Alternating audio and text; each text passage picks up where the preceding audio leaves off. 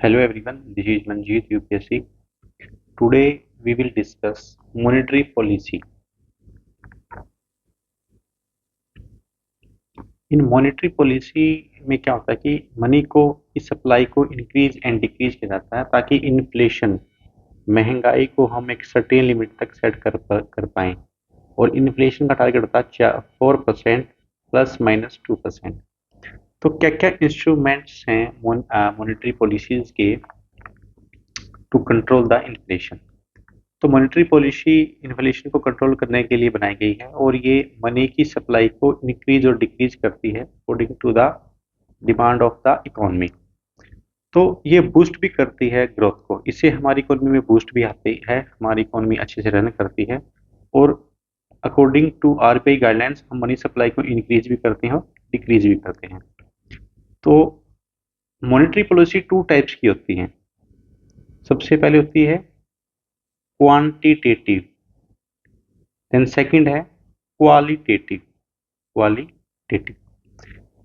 तो first of all we will discuss करेंगे quantitative tools को, इनको बोलते हैं हम जनरल टूल्स या इनडायरेक्ट टूल। ठीक है। सेकंड जो मॉनेटरी पॉलिसी का टूल है उसको बोलते हैं qualitative, selective and direct tool. इस स्लाइड को मैं अगेन रिपीट कर रहा हूँ। जो इंस्ट्रूमेंट होते हैं हमारी मॉनेटरी पॉलिसी के वो टू टाइप्स के होते हैं, क्वालिटेटिव एंड क्वांटिटेटिव। ठीक है। और ये जो मॉनेटरी पॉलिसी का जो मेन एम है वो हमारी इकोनॉमी को बूस्ट करना है और इन्फ्लेशन को, महंगाई को कंट्रोल करना। तो मॉनेटरी पॉलिसी कमेटी क्या होती है? सबसे पहले कमेटी कब आई है? 2014 में आई और उस टाइम जो हमारे डिप्टी गवर्नर थे उर्जित पटेल थे आरबीआई के, और जो आरबीआई के गवर्नर होते हैं वही इसके मॉनेटरी पॉलिसी कमेटी के चेयरमैन होते हैं। एक्स ऑफिशियो का मतलब होता है जो भी उस चेयर पे बैठेगा, जो चेयरमैन होगा आरबीआई का, वो ऑटोमेटिकली मॉनेटरी पॉलिसी कमेटी का हेड बन जाएगा। ठीक है। तो मॉनेटरी पॉलिसी कमेटी जो है एक स्टैट्यूटरी ऑर्गेनाइजेशन। स्टैट्यूटरी का मतलब क्या है कि पार्लियामेंट के अंदर, लोकसभा के अंदर, राज्यसभा के अंदर प्रेसिडेंट के साइन होने के बाद ही स्टैट्यूटरी बॉडी बनती है। ठीक है। और ये कब बनाई गई? RBI act, reserve Bank of India act 1934 में इसको बनाया गया। इसलिए बनाया गया वहाँ जो हमारी इकोनॉमी में जो बेसिक कमोडिटी हैं उसके प्राइस को स्टेबल करने के लिए, और जो उसका ऑब्जेक्टिव था वो था ग्रोथ करना हमारी इकोनॉमी का। तो जो मॉनेटरी पॉलिसी कमेटी है वो डिटरमाइन करती है जो हमारे पॉलिसी के इंटरेस्ट रेट हैं, जो रिपो रेट हैं, उनको सेट करना, और जो हमारी इन्फ्लेशन का टारगेट है 4% प्लस माइनस 2%, उससे ज़्यादा ना हो, मतलब 2% टू 6% इन्फ्लेशन के टारगेट को अचीव करना by the monetary policy tools. सबसे पहले हम एक बेसिक कंसेप्ट को समझेंगे यहाँ, law of demand and supply. तो इसमें क्या होता है कि अगर किसी कमोडिटी की सप्लाई इंक्रीज हो जाती है और उसकी डिमांड घट जाती है, फॉर एग्जांपल इन केस हम लें कोरोना के टाइम में जो एग्रीकल्चर की बेसिक कमोडिटी थी उसकी सप्लाई फार्म से मार्केट में आ रही थी बट उसको खरीदने वाला कोई नहीं था ड्यू टू कॉन्टामिनेशन के डर से। तो उस टाइम क्या, सप्लाई जो रॉ मेटेरियल की वो ज़्यादा थी, डिमांड बिल्कुल नहीं थी मार्केट में क्योंकि मार्केट में मनी नहीं थी। तो उससे क्या हुआ, जो बेसिक कमोडिटी के प्राइस थे वो क्या हो गए थे? घट गए थे। प्राइस क्या हो गए थे? घट गए थे। फॉर एग्जाम्पल किसी टाइम अगर फ्लड आ गया या फिर ड्रॉट आ गया, जो हमारी एग्रीकल्चर की कमोडिटी थी या जो प्रोडक्शन कैपेसिटी थी वो घट गई, लेकिन मार्केट में due to marriage seasons and other function की वजह से उसकी डिमांड बढ़ गई। फॉर एग्जांपल हम मोस्टली देखते हैं अनियन है या फिर टोमेटो है, उनके प्राइस काफ़ी वोलेटाइल होते हैं। तो इसको देखते हुए अगर सप्लाई कम हो जाए due to flood and drought, productions कम हो और डिमांड ज़्यादा हो, तो उससे क्या होगा, प्राइस इंक्रीज हो जाते हैं। आपने देखा होगा कई बार क्या होता है कि जो टोमेटो के प्राइस होते हैं वो 200 रुपये किलो, 300 रुपये किलो चले जाते हैं क्योंकि उनकी सप्लाई कम है और डिमांड मार्केट में बहुत ज़्यादा है। ये ऐसे ही अब हम मॉनेटरी पॉलिसी में देखेंगे, डिमांड और सप्लाई को यूज करेंगे और इससे हमें समझ में आएगा कि हम आरबीआई कैसे रेगुलेट करती है मॉनेटरी मनी को इन द मार्केट। अब हम कंपैरिजन करेंगे quantitative tool and qualitative tools of MPC, monetary policy जो कमेटी है। टूल्स हैं। तो जो क्वांटिटेटिव टूल्स हैं वो क्या है, इनडायरेक्ट इन नेचर है, मतलब डायरेक्टली रिलेटेड नहीं है। बट जो क्वालिटेटिव टूल है वो डायरेक्ट एक्शन लिए जाते हैं, तो डायरेक्ट इन नेचर है। जो क्वांटिटेटिव टूल है वो जनरल है, मतलब स्पेसिफिक नहीं है। लेकिन क्वालिटेटिव टूल्स क्या है, स्पेसिफिक इन नेचर है, मतलब बिल्कुल टारगेट ओरिएंटेड है। ठीक है, ये जनरल पॉलिसी बनती है, इसमें स्पेसिफिक के ऊपर एक्शन लिया जाता है। अगर हम एग्जांपल की बात करें क्वांटिटेटिव टूल्स की, CRR cash reserve ratio, SLR statutory liquidity ratio, repo rate. ठीक है, अगर हम बात करें एग्जांपल की क्वालिटेटिव टूल्स के, loan to value ratio. For example आपकी प्रॉपर्टी 100 करोड़ रुपए की है, तो उसकी वैल्यू बैंक वाले लोन कितना परसेंट देंगे, 60% देंगे, 70% देंगे या 80% देंगे। तो loan to value ratio vary करेगी। अगर हमने मनी सप्लाई को इंक्रीज करना है तो 80% तक दे सकते हैं मार्केट में। अगर हमने मनी सप्लाई को डिक्रीज करना है तो लोन टू वैल्यू रेशियो को हम घटा देंगे। तो एक नेक्स्ट होता है क्वालिटेटिव टूल का मोरल सुएशन। मोरल का मतलब होता है what is right what is wrong at personal level. और एथिक्स में क्या होता है, what is right what is wrong at society level पर। तो क्वालिटेटिव टूल्स में मोरल सेशंस की एक बार देख लेते हैं। तो हमने loan to value ratio qualitative tool discuss किया था, आप डिस्कस करते हैं मोरल सुएशन। मोरल सुएशंस में ये क्वालिटेटिव टूल्स है, और इसको सेंट्रल बैंक जो आरबीआई है इंडिया का, वो इनफॉर्मल कम्युनिकेशंस में शो करता है, परस्यू करता, मनाता है, अपील करता है बैंक को कि आपकी कुछ रिस्पॉन्सिबिलिटीज हैं, और उनको मोटिवेट करता है act in a certain way. कैसे, मतलब एग्जाम्पल के तौर पे समझेंगे।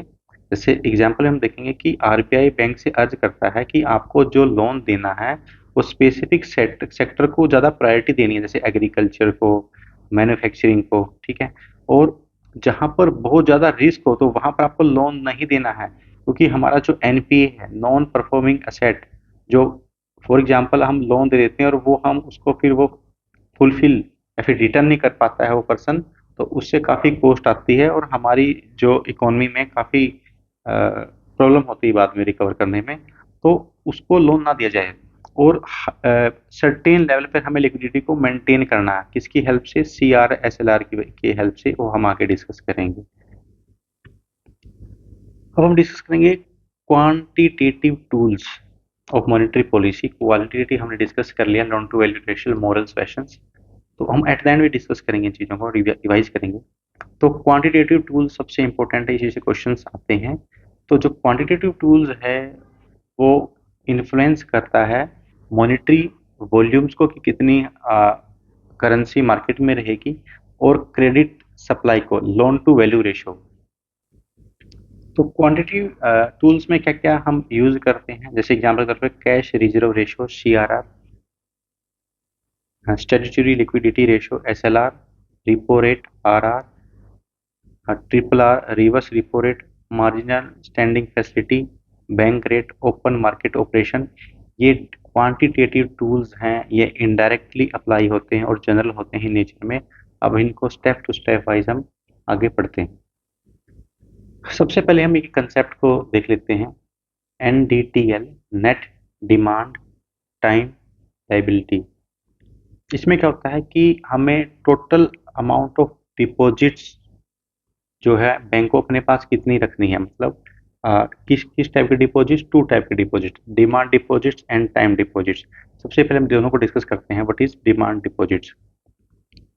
डिमांड डिपॉजिट्स में होता है करंट अकाउंट और जो सेविंग अकाउंट में हमारे पास पैसे होते हैं। फॉर एग्जांपल आपने 100 रुपीज़ किसी बैंक में सबमिट कराए, और आपको अर्जेंटली 50 रुपीज़ की शाम को ज़रूरत होगी, तो आप बैंक में एटीएम से निकाल सकते हो, या फिर बैंक में अकाउंट में 5 बजे से पहले बैंक में जाके आप वहाँ से पैसे ले सकते हो।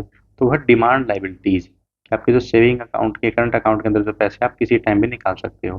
ठीक है, फिर होता है टाइम लाइबिलिटीज, जैसे फिक्स डिपॉजिट्स है, रिकरिंग डिपॉजिट्स है। तो अब टाइम लायबिलिटी से पहले निकालोगे तो आपको एक पेनल्टी लगेगी। तो इम्पोर्टेंस क्या है एनडीटीएल की, ये एक्चुअली में हेल्प करता है स्टैट्यूटरी लिक्विडिटी रेशो को कैलकुलेट करने के लिए, कि हमें मिनिमम परसेंटेज में हमें कितने परसेंट हमें कैश में इन्वेस्ट करना पड़ेगा, रखना पड़ेगा, गोल्ड में कैश अपने पास रखना पड़ेगा, गोल्ड में इन्वेस्ट करना पड़ेगा, गवर्नमेंट की जितनी अप्रूव्ड सिक्योरिटीज हैं उनमें इन्वेस्ट करना पड़ेगा। जैसे फॉर एग्जांपल एसएलआर आसपास 17.5% के आसपास रहता है। नेक्स्ट कंसेप्ट है CRR, कैश रिजर्व रेशियो। तो ये क्वांटिटेटिव टूल है और इन्फ्लेशन को कंट्रोल करता है, और कितने परसेंट के आसपास होता है? 4% के आसपास होता है। फॉर एग्जांपल, बैंक के पास 100 करोड़ रुपए हैं तो उसको 4 करोड़ रुपए एज ए CRR या तो RBI के पास जमा कराने पड़ेंगे या अपने बैंक में ही स्टोर करेंगे। किस लिए करने पड़ेंगे? क्योंकि उनको डेली स्मूथ ट्रांजेक्शन के लिए। फॉर एग्जाम्पल, किसी ने 15 डेज पहले 1 करोड़ रुपए सबमिट करा दिए, लेकिन उसको अब नीड होगी तो वो लेने भी आ सकता है। तो जो डेली की रिक्वायरमेंट है उसको फिल करने के लिए हमें CRR, कैश रिजर्व रेशियो को एक साइड में रखना पड़ता है। क्या हमें इसके ऊपर इंटरेस्ट मिलेगा? नहीं मिलेगा, इसके ऊपर हमें इंटरेस्ट नहीं। और हमें इसको कैश फॉर्म में रखेंगे, क्योंकि कैश सबसे ज़्यादा लिक्विडिटी, ज़्यादा सबसे ज़्यादा इजी टू एक्सचेंज है और कमोडिटी। तो टू प्राइमरी पर्पज क्या है CRR के? सबसे पहले ये है कि एक डेली स्मूथ ट्रांजेक्शन्स के लिए एक सिक्योरिटी ऑफ अमाउंट है वो बैंक के पास रहेगी, क्योंकि अगर कस्टमर वापस लेने आता मनी तो उसको दे पाएँ। और इन्फ्लेशन को हम कंट्रोल कर सकते हैं। इन्फ्लेशन को कैसे? फॉर एग्जांपल, इन्फ्लेशन बहुत ज़्यादा है मार्केट में, तो हम CRR को 4% से इंक्रीज करके अगर 50% कर दें तो मार्केट में लोन अवेलेबल ही नहीं रहेगा। लोन के जो रेट ऑफ इंटरेस्ट होंगे काफ़ी हाई होंगे, तो लोग लोन लेने से कतराएंगे, इसलिए मनी की जो सप्लाई वो कम हो जाएगी और इन्फ्लेशन अंडर कंट्रोल आ जाएगी। और इस पे कोई अगर RBI CRR पे कोई भी इंटरेस्ट नहीं देता है, फॉर एग्जांपल कोई bank cash reserve ratio maintain नहीं रखता, तो RBI का एक्शन लेगी। सबसे पहले उसके ऊपर 3% का पर एनम के हिसाब से बैंक रेट जो चल रहा है फाइन लगाएगी। अगर उसने नेक्स्ट टाइम भी ऐसे ही कोई मिस्टेक करता है तो उसको 5% ऑफ फाइन लगेगा, पेनल्टी लगेगी। इसलिए मोस्टली बैंक जो हैं CRR को मेंटेन रखते हैं ताकि इन्फ्लेशन ना बढ़े। तो CRR के क्या इम्पैक्ट्स होते हैं? फॉर एग्जांपल हम अभी देखते हैं, अगर हम CRR, फॉर एग्जांपल बैंक के पास 100 करोड़ रुपए हैं, अगर हम CRR को कर दें, बढ़ा दें, 50% कर दें, तो मार्केट में 50% के आसपास ही क्या हो पाएगा? लोन दे पाएंगे, और उसका रेट ऑफ इंटरेस्ट काफ़ी हाई होगा। इसलिए इन्फ्लेशन क्या होगी? डिक्रीज हो जाएगी, क्योंकि मार्केट से हमने मनी को ले लिया है और वो RBI के पास चली गई या बैंक के पास चली गई है। अगर हम इन्फ्लेशन को घटा दें, 1% कर दें, तो मार्केट में जो 99 रुपये पैसे हैं, उस जो लोन होगा वो काफ़ी सस्ता होगा, क्योंकि बैंक के पास पैसा है, एक्स्ट्रा पैसा है। तो रेट ऑफ इंटरेस्ट काफ़ी कम होंगे, जिससे इन्फ्लेशन क्या है? इंक्रीज भी हो सकती है। ठीक है, तो ऐसे हम मैनेज करते हैं इन्फ्लेशन को। SLR, स्टैट्यूटरी लिक्विडिटी रेशो, तो ये कितने परसेंट के आसपास रहती है? 17.5% के आसपास रहती है। According to the market situation ये परसेंटेज कम एंड ज़्यादा हो सकती है। तो ये इंश्योर करती है सोल्वेंसी। सोल्वेंसी मतलब होता है कि बैंक पे कर पाएगा अपने डेबिट को, जो उन्होंने लोन लिया हुआ है उसको पे कर पाएगा। ठीक है, इससे इन्फ्लेशन कंट्रोल होती है। तो हर एक बैंक को स्पेसिफाइड पोर्शंस, मतलब अगर उसके पास 100 करोड़ रुपए है तो नियर अबाउट 17.5 करोड़ या 18 करोड़ के आसपास, अकॉर्डिंग टू RBI गाइडलाइंस, उसको NDTL के अकॉर्डिंग किस में इन्वेस्ट करना पड़ेगा? नेट डिमांड टैलिटी के हिसाब से, in the form of cash, या तो कैश में, किसी फॉरेन करेंसी में, इंडियन रुपीज में रख सकता है, गोल्ड में इन्वेस्ट करेगा उसको, या फिर अदर लिक्विडिटी, लिक्विड असेट जैसे गवर्नमेंट बॉन्ड है, ट्रेजरी बिल्स हैं, उनमें इन्वेस्ट करेगा एट एवरी डे के एंड में। और RBI SLR को इंक्रीज और डिक्रीज करती है मनी सप्लाई को कम या ज़्यादा करने के लिए, उससे इन्फ्लेशन कम या ज़्यादा होती है। अभी हमने डिमांड वो समझा था ना पीछे कंसेप्ट, डिमांड और सप्लाई वाला, उससे प्राइस। फॉर एग्जांपल मैं अभी यही समझाता हूँ, अगर डिमांड ज़्यादा है मार्केट में मनी की, सप्लाई है नहीं, तो इससे प्राइस क्या हो जाएगा? आ, बढ़ जाएगा किसी भी कमोडिटी का।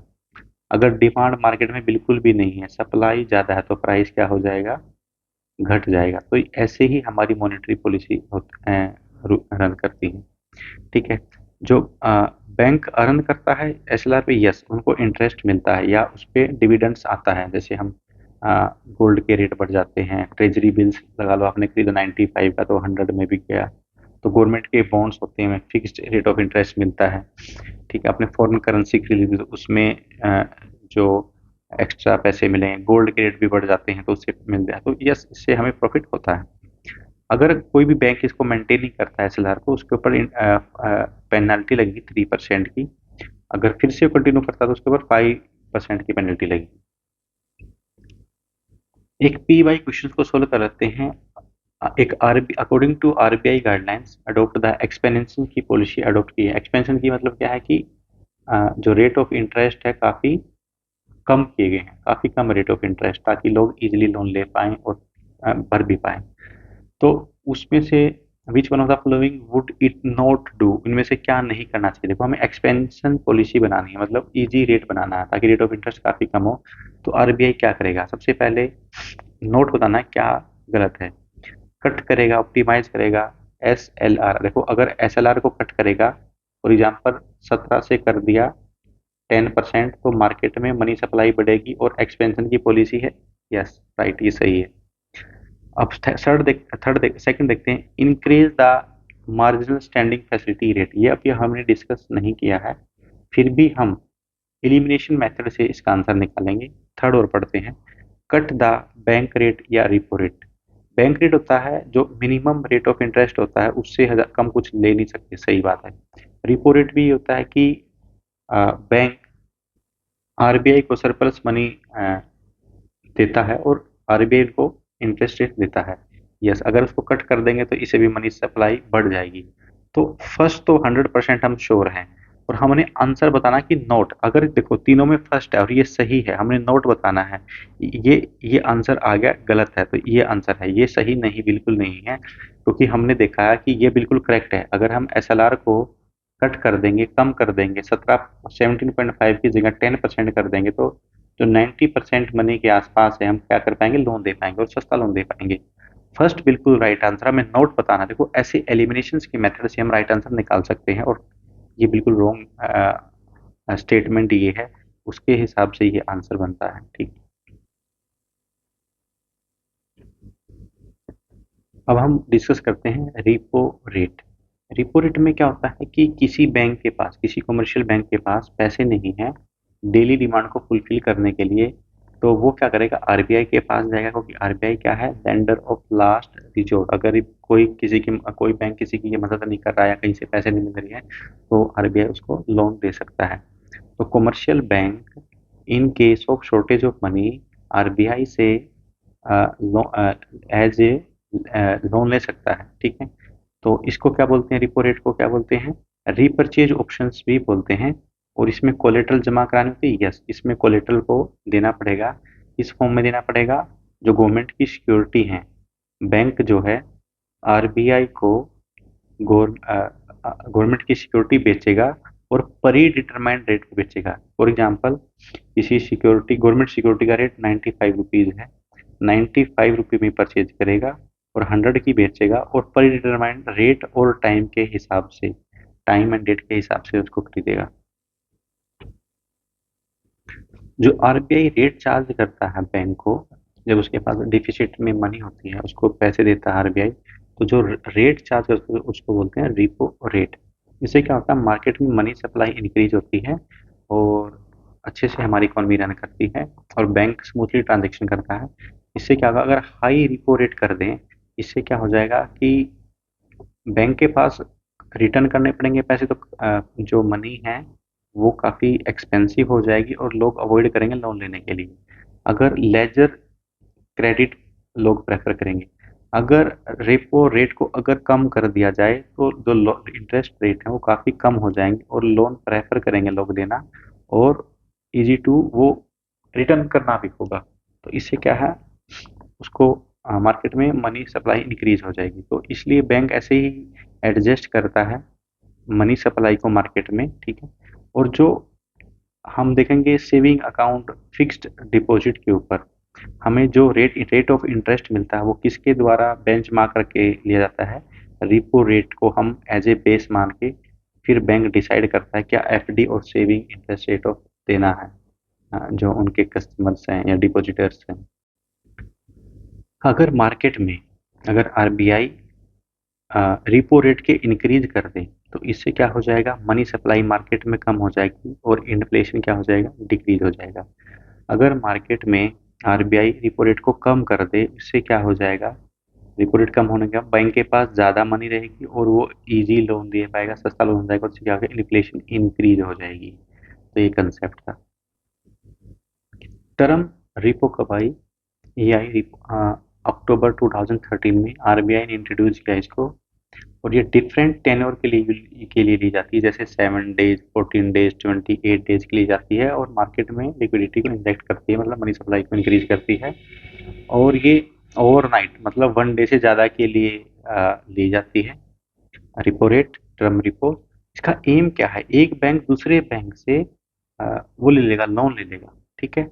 और और जो रेट ऑफ इंटरेस्ट लेगा एक बैंक दूसरे बैंक से, वो लोन्स और डिपॉजिट्स के जो इंटरेस्ट रेट्स है उनसे मिलता जुलता लिया जाएगा।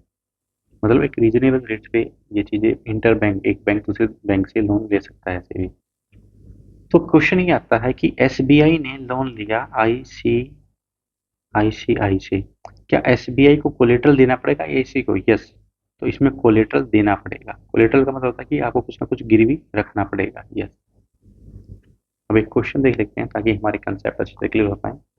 With reference to the repo rate, repo rate में क्या बताया था मैंने कि जो बैंक है आरबीआई से लोन ले सकता है, ठीक है, इन केस ऑफ इमरजेंसी, ठीक है। It is a form of collateralise lending, yes, ये मैंने बताया था अभी कि कोलेटरल देना पड़ेगा, कुछ ना कुछ गिरवी रखना पड़ेगा, government securities. It is the rate at which the Reserve Bank of India lends money to the commercial bank, ठीक है। जो आरबीआई है वो लोन देगा किसको, कमर्शियल बैंक को, ये भी बिल्कुल सही है। देखो दो सही होगा तो all of the these answer बनेगा, लेकिन थर्ड भी चेक कर लेते हैं। लोअरिंग द रिपो रेट, अगर कम होगा, मैंने भी डिसाइड किया था, तो मार्केट में क्या होगा, ज़्यादा मनी सप्लाई होगी और रेट ऑफ इंटरेस्ट भी काफ़ी कम होगा और मार्केट के अंदर पुस्ट होगा, क्योंकि लोग easily loan, easy rate of interest होगा और लोन इजीली रीपे कर पाएंगे और इससे बूस्ट होगी इकोनॉमी के अंदर, क्योंकि परचेजिंग पावर लोगों की बढ़ेगी और लोग परचेज करेंगे मार्केट में जाके।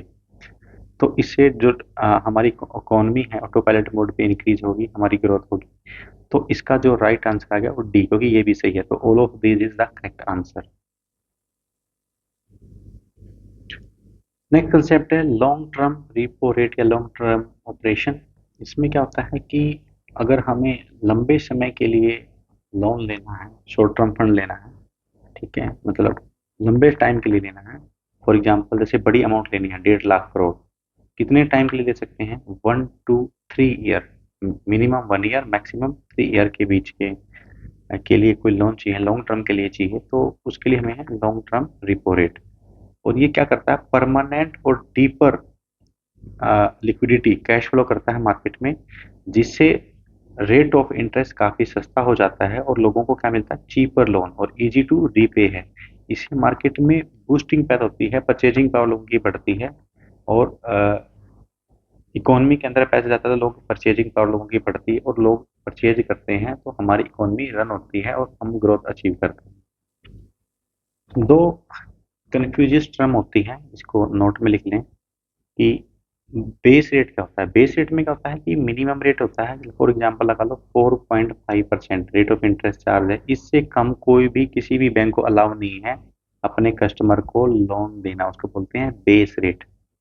अब होता बैंक रेट। बैंक रेट में होता है कि जो आरबीआई है कमर्शियल बैंक को लोन देता है तो जो रेट डिसाइड किया जाता है उसको बोलते हैं बैंक रेट। हाँ, तो आप बोलोगे कि जी बैंक रेट में और रिपो रेट में क्या डिफरेंस है, आपने तो सिमिलर डेफिनेशन दे दी। यस, जो बैंक रेट होता है वो थोड़ा सा ज्यादा होता है रिपो रेट से, ये डिफरेंस है और कोई डिफरेंस नहीं है, डेफिनेशन सेम है, लेकिन ये डिफरेंस है अगर आरबीआई बैंक रेट थोड़ा सा ज़्यादा चार्ज करता है as compare to repo rate.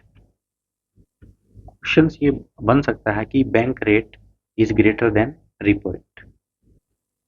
Next terminology है आरआरआर, रिवर्स रिपो रेट। इसमें क्या होता है कि बैंक के पास लगा लो 100 करोड़ रुपए है, उसमें से 4% हो गया सी आर आर, 18% हो गया स्टेचुटरी लिक्विडिटी रेशो, तो 22%, 100 करोड़ में इसका 22% हो गया 22 करोड़। तो जो 78 करोड़ रुपए बच गए हैं वो बैंक के पास है। तो बैंक लोन देता हूँ उन पैसे का, ताकि उनका जो एक्सपेंडिचर है डेली का, एम्प्लॉय की सैलरी है, वो मैनेज हो पाए, एसी का बिल निकल जाए जो बैंक में लगे होते हैं। तो बैंक क्या करता है, अगर कोई लोन लेने नहीं आ रहा है तो उस मनी को किसको दे देगा, आरबीआई को। तो आरबीआई क्या उसके ऊपर इंटरेस्ट देगा, जी हाँ देगा। और क्या आरबीआई बैंक को कोलेटरल देगा, यस, गवर्नमेंट सिक्योरिटी का देगा, कोलेटरल देगा। तो इसका मतलब क्या हुआ, अगर हाई रिवर्स रिपो रेट है, इसका मतलब ये है कि बैंक सेफ रिटर्न मिलेगा, या फिक्स्ड अमाउंट में एक रेट ऑफ इंटरेस्ट मिलेगा और उसकी अर्निंग होगी, और बैंक बैंक करप्ट होने से बच जाएगा, दिवालिया होने से बच जाएगा। और जो बैंक है जो अपनी एक्स्ट्रा मनी है वो पार्क कर सकता है कहाँ, आरबीआई के पास। तो इस डायग्राम के से देखते हैं, अगर रिवर्स रिपो रेट आर अगर हम बढ़ाते हैं, तो अगर बढ़ता है तो मनी सप्लाई क्या हो जाएगी, घट जाएगी, और क्या होगा, इन्फ्लेशन कंट्रोल हो जाएगी, कम हो जाएगी। अगर आर घटता है, ठीक है, तो मार्केट में मनी सप्लाई बढ़ जाएगी और इन्फ्लेशन क्या हो जाएगी, इंक्रीज हो जाएगी। इन्फ्लेशन कैसे होगी, क्योंकि मार्केट में मनी बहुत ज़्यादा है, तो इससे क्या है कि लोगों के पास पैसे हैं, जो कमोडिटी लिमिटेड अमाउंट में है तो उसकी डिमांड बढ़ जाएगी और इससे महंगाई बढ़ जाएगी। यहाँ अगेन देखते हैं, अगर आर बढ़ जाती है तो ट्रिपल आर बढ़ जाती है, रिवर्स रिपो रेट, तो मनी मनी मार्केट में मनी नहीं रहेगी। मार्केट में मनी रहेगी तो, और मनी की नीड सबको है, तो रेट ऑफ इंटरेस्ट क्या हो जाएंगे, इंक्रीज हो जाएगी। इसलिए से अगर रेट ऑफ इंटरेस्ट ज़्यादा हो जाएगी तो क्या हो जाएगा, तो मार्केट में मनी रहेगी नहीं, तो क्या हो जाएगा, इन्फ्लेशन बढ़ जाएगी। डिमांड सप्लाई से मैंने पहले भी समझाया था आपको। अब देखिए क्वेश्चन सोल्व करते हैं ताकि कंसेप्ट अच्छे समझ में आ जाए। रिवर्स रिपो रेट, इसमें क्या होता है, a rate at which the RBI lend to commercial bank, बिल्कुल गलत है, कमर्शियल बैंक आरबीआई को लैंड करता ही गलत है। Rate at which the Reserve Bank of India lends to non banking financial corporation, non banking का तो हमने डिस्कस किया ही नहीं है। Rate at which the Reserve Bank of India lend to regional rural bank के बारे में डिस्कस नहीं किया गया।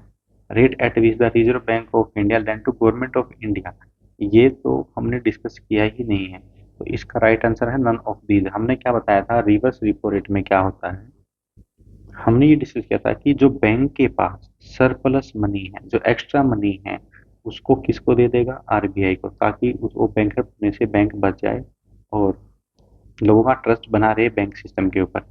तो बैंक जो है सरप्लस मनी है, जो एक्स्ट्रा मनी है, उसको आरबीआई को दे देगा। आरबीआई क्या देगा, इंटरेस्ट देगा उस पैसे के ऊपर, और आरबीआई बैंक को क्या देगा, कोलेटरल भी देगा, कुछ गिरवी भी रखेगा गवर्नमेंट ऑफ इंडिया की सिक्योरिटीज। तो हमने ये डिस्कस किया था।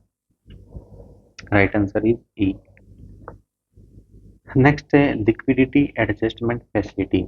इसके अंदर क्या होता है कि सबसे पहले हम लिक्विडिटी का मीनिंग देते हैं। लिक्विडिटी का मतलब होता है कि कोई भी एसेट हो या सिक्योरिटी हो, इजी टू कन्वर्ट कर पाए in with the help of the cash, without affecting the market price. जो मार्केट में जो प्राइस है, फॉर एग्जांपल हमारे पास एक सोने का बिस्किट है, सपोज करो उसका रेट है 1 लाख, तो आप 1 लाख रुपए लेके जाओगे तो आपको एक सोने का जो बिस्किट आपका विद इन फ्यू सेकंड में सेल हो जाएगा, कोई भी मना नहीं करेगा। तो लिक्विडिटी का मतलब है कि आप इजीली कैश में कन्वर्ट कर सकते हो। सबसे मोस्ट लिक्विड एसेट क्या है, कैश। ये क्वेश्चन भी कई बार पूछ लेते हैं इकोनॉमिक्स के अंदर, मोस्ट लिक्विड एसेट क्या है, कैश है। तो ये लिक्विडिटी एडजस्टमेंट फैसिलिटी कब आती है, 1998 में बैंकिंग सेक्टर में रिफॉर्म किए जाते हैं by which committee, Narasimhan committee के द्वारा। ठीक है, तो लिक्विडिटी एडजस्टमेंट फैसिलिटी में हम मॉनिटर करते हैं डे टू डे लिक्विडिटी को, डे टू डे चेक करते हैं, ठीक है, मार्केट के अंदर। और ये मॉनेटरी पॉलिसी टूल है जिसके द्वारा हम या आरबीआई क्या मैनेज कर देती है, लिक्विडिटी और इकोनॉमी में स्टेबिलिटी प्रोवाइड करती है। मींस मनी में मार्केट सप्लाई को, मनी सप्लाई को देखती है। तो ये जो लिक्विडिटी एडजस्टमेंट फैसिलिटी है वो क्या करती है, इन्फ्लेशन को कंट्रोल करती है, कैसे, मनी सप्लाई को इंक्रीज और डिक्रीज करके। ठीक है, जो बैंक है उनको ओनली सर्टेन लिमिट तक अकॉर्डिंग टू एनडीटीएल की जो गाइडलाइंस होती है, नेट डिमांड लायबिलिटीज के हिसाब से, कुछ फंड की नीड हो बैंक तो कहाँ से ले सकती है, आरबीआई से ले सकती है। बट उससे भी ज्यादा अगर हमें और फंड की नीड है तो हम दूसरा मेथड यूज करेंगे, उसका नाम है मार्जिनल स्टैंडिंग फैसिलिटी। ठीक है, तो 2013 से आरबीआई ने इंट्रोड्यूस किया है टर्म रिपोज, ठीक है, liquidity adjustment facility, repo rate, reverse repo trade. तो ये क्या है, ये 14 डेज के लिए, 7 डेज के लिए हम क्या कर सकते हैं, बैंक आरबीआई से एज ए लोन ले सकते हैं। ठीक है, उसको बोलते हैं लिक्विडिटी एडजस्टमेंट फैसिलिटीज। और इसके किसके द्वारा ली जाती है? Repo rate, reverse repo rate, जो चीजें पढ़ रही हैं लिक्विडिटी एडजस्टमेंट फैसिलिटी के टूल्स ही हैं। और बैंक इसमें एंगेज होते हैं रिपो ट्रांजेक्शन्स के अंदर, ठीक है। और एलएएफ में क्या होता है? एक्सक्लूसिव राइट किसको है? आरबीआई को ही, ठीक है। और इसमें ऑप्शन लगाई जाती है, बोली लगाई जाती है कि किस टाइम के लिए कितने दिनों के लिए दिया गया है, ठीक है। और इसमें जो बोली लगाई जाती है मिनिमम होती है 5 करोड़ की, और मल्टीपल ऑफ 5 होती है 5, 10, 15, 20, 25 करोड़। ऐसे मल्टीपल ऑफ 5 में इसको एलएएफ को दिया जाता है। क्वेश्चन देख लेते हैं। Liquidity adjustment facility LAF consist of repurchase agreement, repo rate, yes सही है। रिवर्स रिपो रेट, यस ये भी सही है। मार्जिनल स्टैंडिंग फैसिलिटी, हाँ अगर ज़्यादा अमाउंट में लेना है तो आपको मार्जिनल स्टैंडिंग फैसिलिटी से ले सकते हो आप, लेकिन एलएएफ एक फाउंडेशन है अकॉर्डिंग टू आरबीआई गाइडलाइन। तो answer is E is the right answer. अब हम डिस्कस करेंगे मार्जिनल स्टैंडिंग फैसिलिटीज को बोलते हैं एमएसएफ।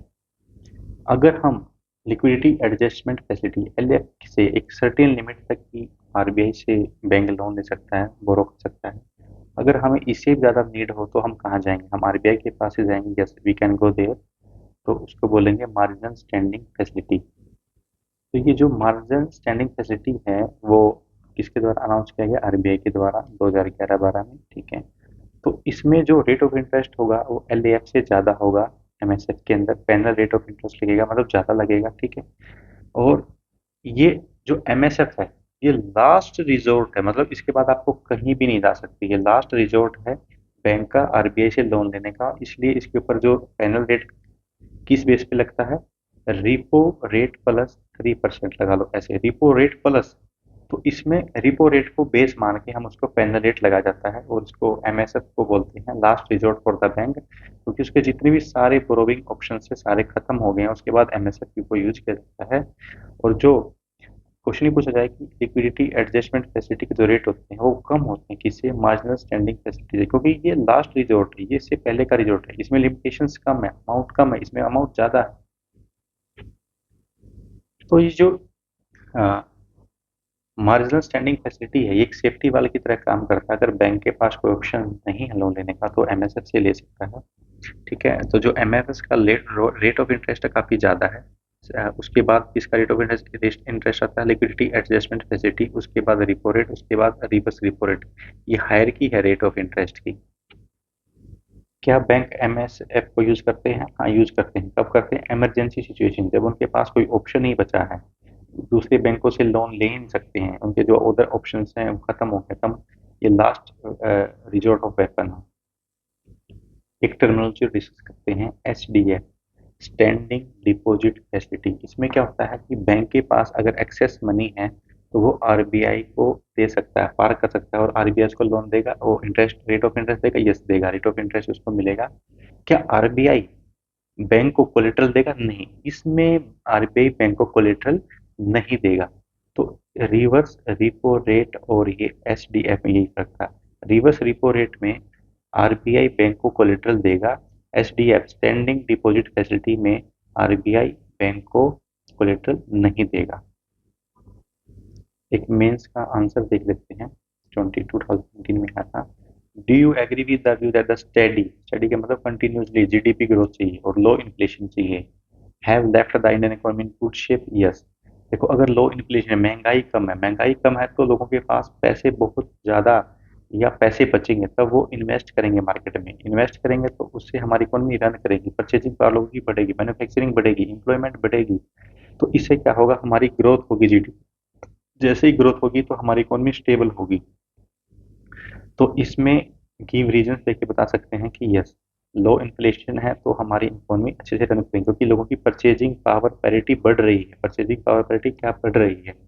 और जब इन्फ्लेशन बढ़ जाती है, लोग खरीदना कम कर देते हैं और सेविंग ज़्यादा करते हैं, ठीक है। अगर इन्फ्लेशन कम है तो लोग इन्वेस्ट करना ज़्यादा पसंद करते हैं। तो I hope you like this session, thank you.